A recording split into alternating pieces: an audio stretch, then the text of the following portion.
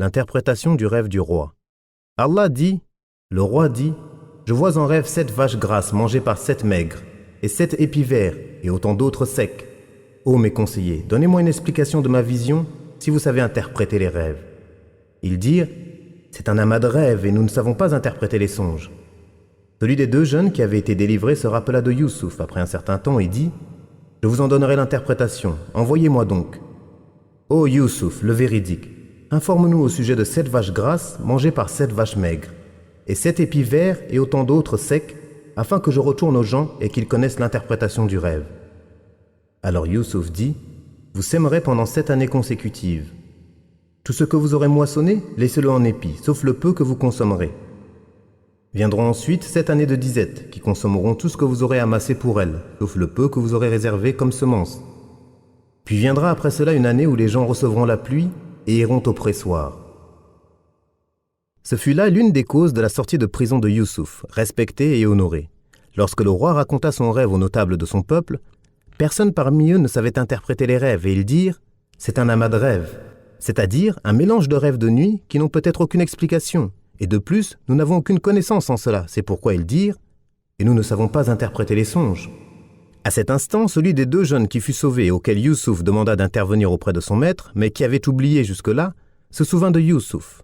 C'est là le décret d'Allah, et il est sage en cela. Lorsqu'il constata l'incapacité des gens à interpréter le rêve de son maître, il se rappela de Youssouf et ce qu'il lui avait demandé. C'est pour cela qu'Allah dit « Celui des 2 jeunes qui avaient été délivrés se rappela de Youssouf après un certain temps. » Le jeune dit à son peuple et au roi « Je vous en donnerai l'interprétation. Envoyez-moi donc. » c'est-à-dire chez Youssouf, et il lui dit « Ô Youssouf, le véridique, informe-nous au sujet de 7 vaches grasses mangées par 7 vaches maigres, et 7 épis verts et autant d'autres, secs, afin que je retourne aux gens et qu'ils connaissent l'interprétation du rêve. » Pour les gens du livre, lorsque le serveur parla de Youssouf au roi, celui-ci le fit venir et lui raconta son rêve. Ceci est une erreur, et ce qui est juste est ce qu'Allah a mentionné dans son livre le Coran, et non ce qu'ont dit ces ignorants comme mensonge et absurdité. Youssouf donna alors ce qu'il avait comme science en ce domaine, sans tarder, sans condition et sans demander à être libéré rapidement. Il répondit simplement à leurs questions et leur interpréta le rêve du roi qui annonçait la venue de 7 années d'abondance suivies de 7 autres de disette. Puis viendra après cela une année où les gens recevront la pluie, c'est-à-dire qu'ils auront la pluie, l'abondance et la prospérité, et ils iront au pressoir, c'est-à-dire qu'ils presseront, comme par le passé, leurs raisins, leurs olives, leurs grains de sésame et autres. Il interpréta le rêve, leur indiqua le bien et leur montra ce qu'ils devaient faire en cas d'abondance et de disette. Stocker les grains récoltés, sauf ce qu'ils consommeront, et les laisser dans leurs épis durant la période d'abondance de cette année. Puis, pendant la période de sécheresse, garder un peu de semences pour pouvoir planter par la suite. Car on pense généralement qu'on ne peut remettre le grain dans le champ.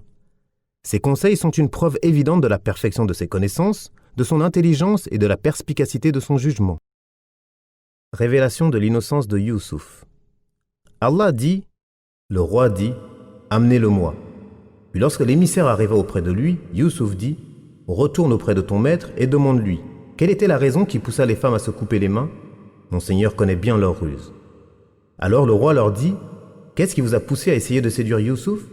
Elles dirent, à Allah ne plaise, nous ne connaissons rien de mal contre lui.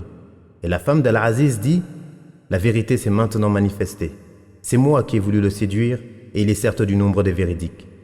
Ceci afin qu'il sache que je ne l'ai pas trahi en son absence et qu'en vérité, Allah ne guide pas les traîtres dans leur ruse. Malgré tout, je ne m'innocente pas car l'âme incite fortement au mal, sauf celui que mon Seigneur a préservé. Mon Seigneur est certes pardonneur et miséricordieux. Lorsque le roi prit connaissance de la science de Youssouf et de la justesse de son raisonnement, de son jugement et de sa compréhension, il ordonna qu'on le lui amène afin d'en faire un de ses proches conseillers. Mais quand l'émissaire du roi vint le chercher, Youssouf préféra ne pas sortir de prison avant qu'on ne reconnaisse qu'il fut injustement emprisonné et qu'il était innocent de ce dont on l'avait faussement accusé. Retourne auprès de ton maître, c'est-à-dire le roi, et demande-lui quelle était la raison qui poussa les femmes à se couper les mains. Mon Seigneur connaît bien leur ruse. Cela signifie, mon maître Al-Aziz sait que je suis innocent de ce dont on m'accuse. Demande donc au roi d'interroger les femmes sur la manière dont j'ai refusé avec force de succomber à ce qui n'était ni raisonnable ni sain. Lorsqu'on les interrogea, elles avouèrent et reconnurent son comportement louable. À Allah ne plaise, nous ne connaissons rien de mal contre lui. Et Zulaykha, la femme d'Al-Aziz, dit, la vérité s'est maintenant manifestée, d'une manière claire et limpide, et la vérité est plus en droit d'être suivie. C'est moi qui ai voulu le séduire, et il est certes du nombre des véridiques. Véridique en ce qu'il dit sur son innocence. Il n'a jamais voulu me séduire, et il a été emprisonné injustement et faussement. Quant à ses paroles, ceci afin qu'il sache que je ne l'ai pas trahi en son absence, et qu'en vérité, Allah ne guide pas les traîtres dans leurs ruses. On rapporte qu'elles sont de Youssouf, donc le sens en serait « J'ai voulu cela afin qu'Al-Aziz sache que je ne l'ai pas trahi en son absence ». On rapporte aussi qu'il s'agit des propos de Zulaykha, donc le sens en serait « J'ai reconnu cela afin que mon mari sache que je ne l'ai pas trahi en son absence ». Ce n'était que de la séduction qui n'a pas été suivie d'adultère. C'est là l'opinion de la majorité des imams contemporains, et Ibn Jarir et Ibn Abu Hatim n'ont rapporté que la première interprétation. Malgré tout, je ne m'innocente pas, car l'âme incite fortement au mal, sauf celui que mon Seigneur a préservé. Mon Seigneur est certes pardonneur et miséricordieux. Ces propos sont attribués à Youssouf ou Zulaykha, comme pour les deux précédents avis. Mais le plus plausible et le plus probable est qu'ils sont de Zulaykha, et Allah est plus savant. Youssouf dirige l'Égypte. Allah dit, le roi dit, amenez-le-moi afin qu'il soit à mon service. Et lorsqu'il lui eut parlé, il dit, tu es aujourd'hui auprès de nous, établi et en sûreté. Youssouf dit, assigne-moi à la gestion des récoltes, je suis bon gestionnaire. Ainsi avons-nous établi Youssouf sur terre. Il s'installait là où il le voulait. Nous accordons notre miséricorde à qui nous voulons, et nous ne dissipons pas la récompense des bienfaisants. Et la récompense de l'au-delà est meilleure pour ceux qui ont cru et craint leur Seigneur. Lorsque le roi fut convaincu de l'innocence de Youssouf et de son intégrité, il dit « Amenez-le-moi afin qu'il soit à mon service. » C'est-à-dire que je vais faire de lui un de mes plus proches conseillers, un puissant de mon royaume et un noble de ma cour. Après l'avoir reçu et discuté avec lui, il lui dit « Tu es aujourd'hui auprès de nous, établi et en sûreté. » Youssouf lui dit « Assigne-moi à la gestion des récoltes, je suis bon gestionnaire. » Il lui demanda de le nommer responsable des dépôts du royaume, afin qu'il puisse gérer au mieux la période qui allait succéder aux 7 années d'abondance de la manière qui plaît à Allah et qui consiste à prendre en charge l'intérêt des gens et la bonne gestion de leurs affaires. Il informa aussi le roi qu'il était un bon gestionnaire et un fidèle gardien de ses intérêts, de même qu'un connaisseur et un spécialiste en gestion. C'est là une preuve qu'il est permis de solliciter une responsabilité lorsqu'on se sait intègre et compétent. Allah dit « Ainsi avons-nous établi Youssouf sur terre. Il s'installait là où il le voulait. » Après la prison, la difficulté et l'isolement, il était désormais libre de se déplacer dans toute l'Égypte. Il s'installait là où il le voulait. Où qu'il aille, il était honoré et estimé. Nous accordons notre miséricorde à qui nous voulons, et nous ne dissipons pas la récompense des bienfaisants. C'est-à-dire que tout cela n'est que la rétribution et la récompense qu'Allah accorde aux croyants, en plus de ce qu'il lui réserve dans l'au-delà comme bien abondant et belle récompense. C'est pour cela qu'Allah dit « Et la récompense de l'au-delà est meilleure pour ceux qui ont cru et craint leur Seigneur. » Un poète a dit « Après l'étroitesse de la peur vient la largesse de la sécurité. Et la première chose consolée est la tristesse. Ne désespère donc pas, car Allah a accordé à Youssouf ses trésors après qu'il soit sorti de prison. » La venue des frères de Youssouf. Allah dit « Les frères de Youssouf vinrent et entrèrent auprès de lui. Il les reconnut, mais eux ne le reconnurent pas. Et quand il leur eut fourni leurs provisions, il dit « Amenez-moi votre demi-frère paternel. Ne voyez-vous pas que je pèse de la meilleure des manières et que je suis le meilleur des hôtes? Et si vous ne me l'amenez pas, alors il n'y aura plus de provisions pour vous chez moi et vous ne m'approcherez plus. » Ils dirent « Nous essayerons de persuader son père, certes, nous le ferons. » Et il dit à ses serviteurs « Remettez leurs marchandises dans leurs sacs. Peut-être les reconnaîtront-ils quand ils seront de retour dans leur famille et qu'ils reviendront alors. » Allah mentionne la venue des frères de Youssouf en Égypte pour chercher de la nourriture après la famine qui toucha tous les peuples. À cette époque, Youssouf était en charge aussi bien des affaires religieuses que mondaines d'Égypte. Lorsque ses frères entrèrent chez lui, il les reconnut, mais pas eux, car ils n'auraient jamais pu s'imaginer que leur frère Youssouf ait pu atteindre une telle position et une telle éminence. C'est pourquoi il les reconnut, mais eux non. Allah dit « Et quand il leur eut fourni leurs provisions, c'est-à-dire qu'il leur donna leurs provisions, comme il était de coutume chez eux, de donner à chacun l'équivalent de ce que porte une chamelle, sans rien ajouter à cela. Amenez-moi votre demi-frère paternel. » Il les avait interrogés sur leur situation et sur leur nombre, et lui répondirent qu'ils étaient 12 hommes. L'un d'eux était parti, et son frère utérin était resté avec leur père. Il leur dit « Si vous revenez l'an prochain, amenez-le. Ne voyez-vous pas que je pèse de la meilleure des manières et que je suis le meilleur des hôtes? C'est-à-dire, j'ai fait preuve d'hospitalité envers vous. » Il voulait ainsi les encourager à ramener avec eux leur frère, puis il les menaça au cas où ils ne le ramèneraient pas. « Et si vous ne me l'amenez pas, alors il n'y aura plus de provisions pour vous chez moi et vous ne m'approcherez plus. » Je ne vous donnerai plus de provisions et ne vous laisserai plus du tout m'approcher, à l'inverse de ce qu'ils venaient de dire, tout ceci afin de les encourager. Ils dirent, nous essayerons de persuader son père. Autrement dit, nous ferons tout ce qui est en notre pouvoir pour qu'il vienne avec nous et qu'il vienne te voir. Certes, nous le ferons, c'est-à-dire, nous sommes capables de le faire. Il ordonna ensuite à ses serviteurs de remettre les marchandises qu'ils étaient venus troquer contre des denrées alimentaires dans leurs bagages, sans qu'ils ne s'en aperçoivent. Peut-être les reconnaîtront-ils quand ils seront de retour dans leur famille et qu'ils reviendront alors. On dit qu'il voulait qu'ils les rapportent de retour dans leur pays. On rapporte aussi qu'il craignait qu'il n'ait pas de quoi revenir une deuxième fois. On dit également qu'il s'est reproché de prendre d'eux des marchandises en contrepartie des provisions qu'ils étaient venus chercher. Allah dit, lorsqu'il revint chez leur père, ils dirent, ô père, il nous sera refusé à l'avenir de nous ravitailler en grains. Envoie donc avec nous notre frère, afin que nous obtenions des provisions. Nous le surveillerons bien. Il dit, vais-je vous le confier comme auparavant je vous ai confié son frère? Mais Allah est le meilleur gardien, et il est le plus miséricordieux des miséricordieux. Et lorsqu'ils ouvrirent leurs bagages, ils trouvèrent qu'on leur avait rendu leurs marchandises. Ils dirent, ô père, que désirons-nous de plus? Nos marchandises nous ont été rendues. En retournant en Égypte, nous approvisionnerons notre famille, nous veillerons à la sécurité de notre frère, nous aurons une charge de chameau supplémentaire et c'est là un gain facile. Il dit, je ne l'enverrai avec vous que si vous me prêtez serment au nom d'Allah que vous me le ramènerez, sauf cas de force majeure. Lorsqu'ils lui eurent prêté serment, il dit, Allah est garant de ce que nous disons. Et il dit, ô mes fils, n'entrez pas par une seule porte, mais par des portes différentes. Je ne peux cependant vous être d'aucune utilité contre l'ordre d'Allah. Le pouvoir n'appartient qu'à Allah. En lui je place ma confiance, et c'est à lui que doivent se confier ceux qui placent leur confiance. Ils pénétrèrent dans la ville comme leur père leur avait ordonné, mais cela ne leur servit à rien contre l'ordre d'Allah. Ce n'était qu'une recommandation que Ya'qub avait jugé bonne de leur faire. Il connaît parfaitement ce que nous lui avions enseigné, mais la plupart des gens ne savent pas. Allah mentionne ce qu'il est advenu au retour des frères de Youssouf auprès de leur père, lorsqu'ils lui dirent « Il nous sera refusé à l'avenir de nous ravitailler en grains. Si tu ne nous laisses pas emmener avec nous notre jeune frère, par contre, s'il vient avec nous, nous serons ravitaillés. » Et lorsqu'ils ouvrirent leurs bagages, ils trouvèrent qu'on leur avait rendu leurs marchandises. Ils dirent « Ô père, que désirons-nous de plus ?» C'est-à-dire, que demander de plus, puisque même nos marchandises nous ont été restituées. En retournant en Égypte, nous approvisionnerons notre famille. C'est-à-dire que nous pourrons subvenir à leurs besoins et leur apporter de quoi combattre la pauvreté. Nous veillerons à la sécurité de notre frère, et par sa venue, nous aurons une charge de chameau supplémentaire.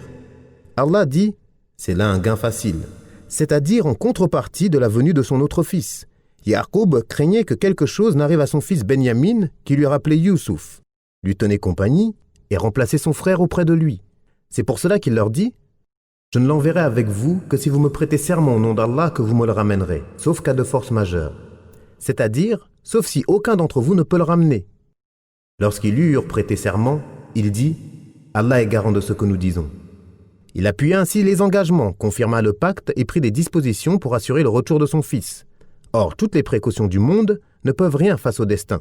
Et si ce n'était son besoin et les besoins de son peuple en provision, il n'aurait jamais envoyé son fils bien-aimé. Mais les décrets divins renferment des sagesses, et le Seigneur décrète, choisit et décide ce qu'il veut. Il est le sage, l'omniscient. Ya'qub ordonna ensuite à ses fils de ne pas entrer dans la ville par une seule porte, mais par plusieurs. On rapporte qu'il voulait leur éviter d'être victimes du mauvais œil, car ils étaient beaux.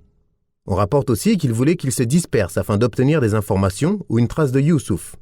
Le premier avis est plus évident, et c'est pourquoi il dit « Je ne peux cependant vous être d'aucune utilité contre l'ordre d'Allah. » Allah dit « Ils pénétrèrent dans la ville comme leur père leur avait ordonné, mais cela ne leur servit à rien contre l'ordre d'Allah.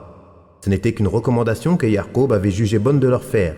Il connaît parfaitement ce que nous lui avions enseigné, mais la plupart des gens ne savent pas. » Youssouf et ses frères. Allah dit « Et quand ils furent entrés auprès de Youssouf, celui-ci retint son frère auprès de lui en disant « Je suis ton frère, ne te chagrine pas pour ce qu'il faisait. » Lorsqu'il leur eut fourni leurs provisions, il mit la coupe dans le sac de son frère, et alors qu'il s'apprêtait à partir, un homme cria « Caravaniers, vous êtes des voleurs !» Ils se retournèrent en disant « Que recherchez-vous » Ils répondirent « Nous cherchons la coupe du roi. Celui qui la portera aura en récompense la charge d'un chameau, et j'en suis garant. » Ils dirent « Par Allah, vous savez que nous ne sommes pas venus pour semer la corruption dans le pays et que nous ne sommes pas des voleurs. Quelle sera la peine du coupable si vous mentez ?» Ils dirent la peine infligée à celui sur qui elle sera retrouvée est qu'il doit se livrer comme esclave à la victime du vol. C'est ainsi que nous punissons les malfaiteurs. Youssouf commença par les sacs des autres avant celui de son frère, puis il la fit sortir du sac de son frère. Nous suggérâmes ainsi cette ruse à Youssouf, car il ne pouvait pas se saisir de son frère selon la justice du roi, si ce n'est par la volonté d'Allah. Nous élevons au degré qui nous voulons, et au-dessus de tout homme de science, il y a plus savant. Ses frères dirent « S'il a commis un vol, c'est qu'un de ses frères a volé auparavant. » Youssouf ne leur dévoila pas ce qu'il pensait et se dit « Vous êtes bien pire encore, et Allah est plus savant du sens de vos propos. » Ils dirent « Ô gouverneur, il a un père très vieux, prends l'un de nous à sa place. Nous voyons que tu es du nombre des bienfaisants. » Il dit « À Allah ne plaise de prendre un autre que celui chez qui nous avons trouvé notre bien. Nous serions alors vraiment injustes. » Allah mentionne ce qui se passa lorsqu'ils arrivèrent avec Benyamin chez son frère utérin Youssouf, qui lui accorda l'hospitalité, l'informa en secret qu'il était son frère, lui ordonna de garder cela secret et le consola des mauvais traitements qu'il lui avait infligés. Ensuite, il rusa pour le garder auprès de lui sans œufs. Il demanda à ses serviteurs de mettre sa grande coupe, dans laquelle il buvait et pesait la nourriture pour les gens, dans le sac de Benyamin. Puis il les accusa d'avoir volé la coupe du roi, et promit la récompense d'une charge de nourriture à qui la rapporterait. Ils protestèrent contre cette accusation portée contre eux et condamnèrent ce qu'il leur dit. « Par Allah, vous savez que nous ne sommes pas venus pour semer la corruption dans le pays et que nous ne sommes pas des voleurs. Quelle sera la peine du coupable si vous montez ?» Ils dirent « La peine infligée à celui sur qui elle sera retrouvée est qu'il doit se livrer comme esclave à la victime du vol. C'est ainsi que nous punissons les malfaiteurs. » Selon leur loi, le voleur était livré comme esclave à sa victime. C'est pour cela qu'ils dirent « C'est ainsi que nous punissons les malfaiteurs. » Allah dit « Youssouf commença par les sacs des autres avant celui de son frère, puis il la fit sortir du sac de son frère, afin que l'accusation soit plus grave et la ruse plus subtile. Nous suggérâmes ainsi cette ruse à Youssouf, car il ne pouvait pas se saisir de son frère selon la justice du roi. Si les frères de Youssouf n'avaient pas reconnu que dans leur loi, le voleur devait être livré comme esclave à sa victime, Youssouf n'aurait pas pu garder son frère avec lui selon la loi du roi d'Égypte. Si ce n'est par la volonté d'Allah, nous élevons au degré qui nous voulons, c'est-à-dire en science. Et au-dessus de tout homme de science, il y a plus savant. Youssouf était plus savant qu'eux, plus perspicace et plus résolu. Il agit ainsi sur ordre d'Allah, car cela entraînera de grands bienfaits par la suite, comme la venue de son père et de sa tribu, et leur installation auprès de lui. Lorsque ses frères virent qu'on sortit la coupe du roi du sac de Benyamin, ils dirent « S'il a commis un vol, c'est qu'un de ses frères a volé auparavant. » Ils parlaient ainsi de Youssouf. On rapporte qu'il vola, alors qu'il était enfant, la statue de son grand-père maternel et la cassa. On rapporte aussi que lorsqu'il était enfant, sa tante paternelle cacha une ceinture appartenant à Ishaq dans ses habits sans qu'il le sache, puis qu'elle fut découverte. Sa tante fit cela dans le but de pouvoir l'élever, car elle l'aimait beaucoup. On rapporte également qu'il prenait de la nourriture de la maison pour la distribuer aux pauvres.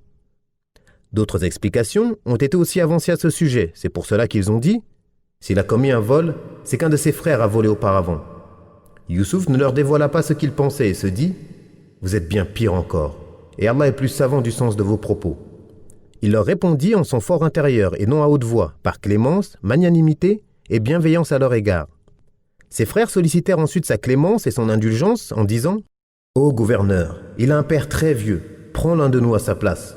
Nous voyons que tu es du nombre des bienfaisants. » Il dit « À Allah ne plaise de prendre un autre que celui chez qui nous avons trouvé notre bien. Nous serions alors vraiment injustes. Nous ne permettons pas de relâcher le coupable et de prendre un innocent. Nous ne prenons que celui sur lequel nous avons trouvé nos effets. » Pour les gens du livre, Youssouf se présenta à eux à ce moment, et c'est là encore une de leurs erreurs et un manque de compréhension de leur part.